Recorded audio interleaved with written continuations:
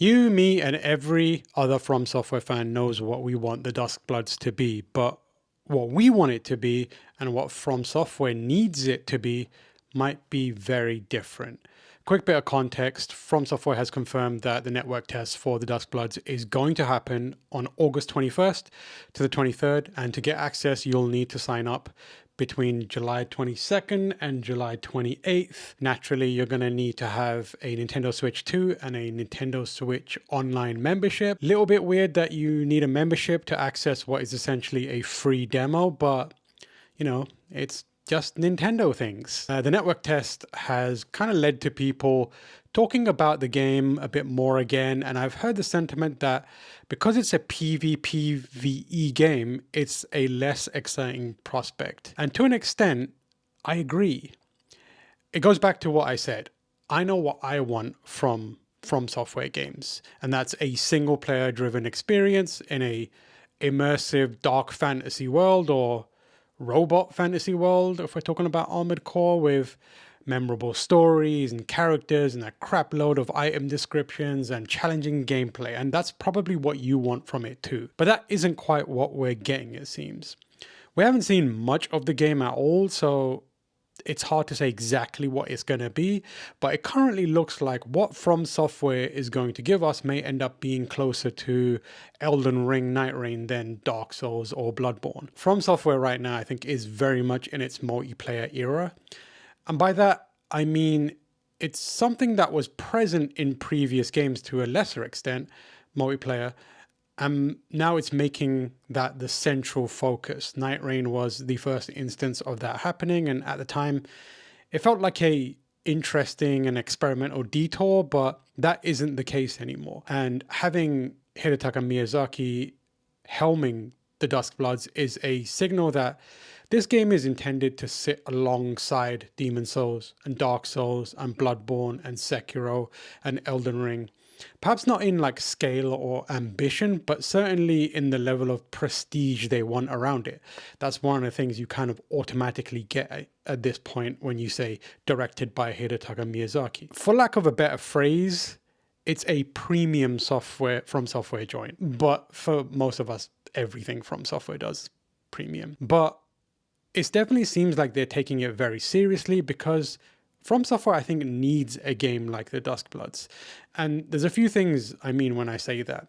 First and foremost, there's a couple of very important business considerations that makes Duskbloods.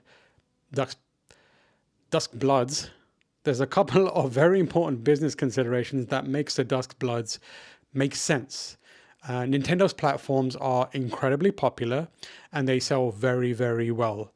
That is not going to be news to anyone, but those platforms have traditionally been a space where From Software hasn't really been in, outside of like the more recent Dark Souls re-releases, or Dark Souls 1 remastered, I guess. Given how much of an audience Nintendo attracts and the longevity of that interest and how much people care about it for how long, there's a lot of money being left on the table by not being in that space. And Nintendo wants games that are unique to their platform so that they continue to draw people to the Switch to DS, 3DS, whatever it may be. And because of that, it no doubt coughed up a bunch of cash to get some exclusivity from Software. And From Software doesn't really need to prove itself, but there's something to be said about the development conditions they'll operate within to make this new Switch 2 exclusive title. Making games is difficult. We've talked about that many, many times. Everyone's talking about it. But making games is undoubtedly going to be a lot easier when it's something like on a Switch 2 than a PS5, PS4, PS3 game, especially something like Elden Ring, for example. I think the Duskbloods is going to be, relatively speaking, easier to make than Elden Ring was, or what Elden Ring 2 would and probably is going to be. I think that's one of the benefits of working on less powerful, less idiosyncratic hardware. From's engines probably don't really need a lot of work to make something for Switch, given how close that hardware architecture is to consoles they have a bunch of experience with already.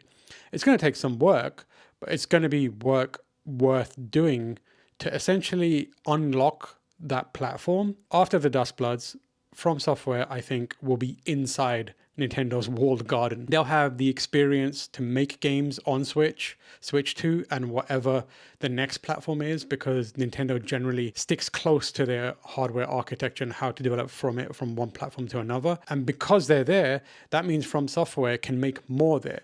From a business perspective, it's actually quite surprising that FromSoftware's presence on Nintendo has been so lacking for this long, but I definitely expect there to be way more games from the studio that Nintendo fans can look forward to going forward. That idea of longevity also kind of extends to FromSoftware's own forward-looking prospects. Multiplayer games typically create an avenue for further monetization, and From hasn't taken advantage of that to the extent others have. Usually they just stick to an expansion or two if we're lucky, or in the case of something like Night Rain, there's a little bit of extra post-release content that doesn't cost money or a lot of money. And I'm not saying that FromSoftware is going to go full horse armor with the Dusk Bloods, but I can see a more monetized post-release content strategy being a thing for the Dusk Bloods, more for the Dusk Bloods than it has been anywhere else for them. And that in turn obviously is a boon for Nintendo, which continues to draw attention to that Switch 2 exclusive, and FromSoftware, which gets a little bit of extra cash in their pockets from those purchases. I think Elden Ring also has changed the expectations around FromSoftware in a really drastic way. Now that it has gone essentially open world and taken that step into the larger, bigger scope games, taking a step back from what Elden Ring was in terms of that scope and scale is not likely to sit well. And given how successful Elden Ring was and what fans now want from FromSoftware, each new game from that studio is going to have to match or go bigger than Elden Ring. Of course, if they decide not to, I mean, it's one of the few studios that can be like, up yours, we're going to do what we want anyway. But I suspect they are going to try and match it or go bigger. And that is going to take more time and more money and be infinitely more complicated. That time in between can't just be spent doing nothing. Everyone can't be focused on one project, especially when that project is going to take years and years and years. So these kinds of smaller, again, relatively speaking, comfortably executed type projects are more important than ever to the studio's health.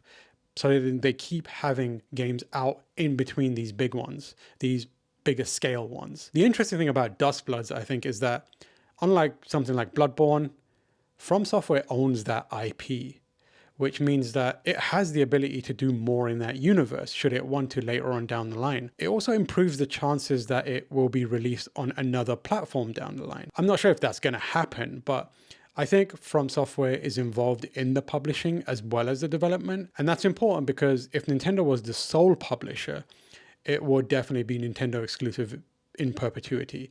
And that was the case for Bayonetta 2, which was funded and published by Nintendo, and since then has not been released on any non-Nintendo platforms, even though its predecessor was multi-platform. But because FromSoftware is co-publishing it, there's some hope that it could pop up on PC at the very least, maybe even PlayStation and Xbox. I believe their arrangement is From is publishing it in Japan and Nintendo is publishing it elsewhere, but that can change, and the kind of stipulations around that, we have no ideas. But I foresee there being a PC version of this game at the very least. The other reason I think that the Duskbloods is what FromSoftware needs is because the greater focus on multiplayer also creates the possibility that they will reassess and figure out how to implement a variety of new ideas that can be carried forward to future titles. And I think Night Rain also was a big contributor to that. FromSoftware has almost certainly seen the popularity of the co-op mods that exist for Elden Ring